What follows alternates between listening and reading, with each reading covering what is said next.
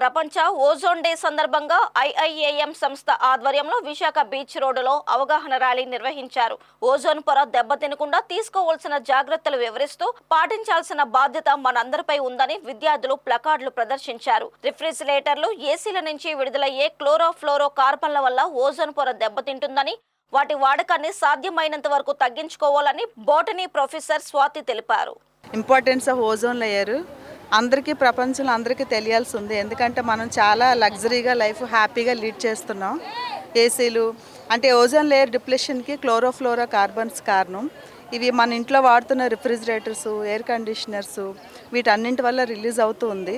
మనం ఎంత హ్యాపీగా లైఫ్ లీడ్ చేస్తున్నామని అనుకుంటున్నాం, కానీ అంత హ్యాపీ లైఫ్ లీడ్ చేయడం కోసం అంత ఎక్కువగా ఫారెస్టేషన్ మనం డిఫారెస్ట్ చేస్తున్నాము.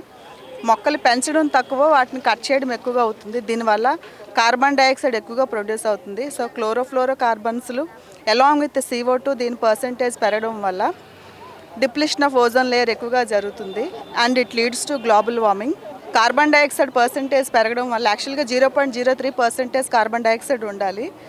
ఈ డిప్లిషన్ ఆఫ్ ఓజోన్ లేయరు, ఈ డిఫారెస్టేషన్ వల్ల ఏం జరుగుతుందంటే డే టెంపరేచర్స్ పెరుగుతుంది. దీనివల్ల ఫ్రోజన్ కండిషన్లో ఉండాల్సిన water like north pole and south pole, like Himalayas, ఏదైతే వాటర్ ఫ్రోజన్ కండిషన్స్లో ఉండాల్సిందో ఈ టెంపరేచర్ పెరగడం వల్ల ఈ ఫ్రోజన్లో ఉన్న వాటర్ అంతా మెల్ట్ అయిపోయి డిజాల్వ్ అవుతూ and it leads to floods. Suddenly పెద్ద పెద్ద బర్గ్స్ అన్ని, ఐస్ బర్గ్స్ అన్ని సడన్లీ రివర్స్లో పడడం వల్ల ఇట్ లీడ్స్ టు ఫ్లడ్స్. అందుకే నియర్ బై రివర్స్ ఉన్న ఏరియాస్లో అంతా ఫ్లడ్స్ వచ్చి ఇవన్నీ జరుగుతుంది.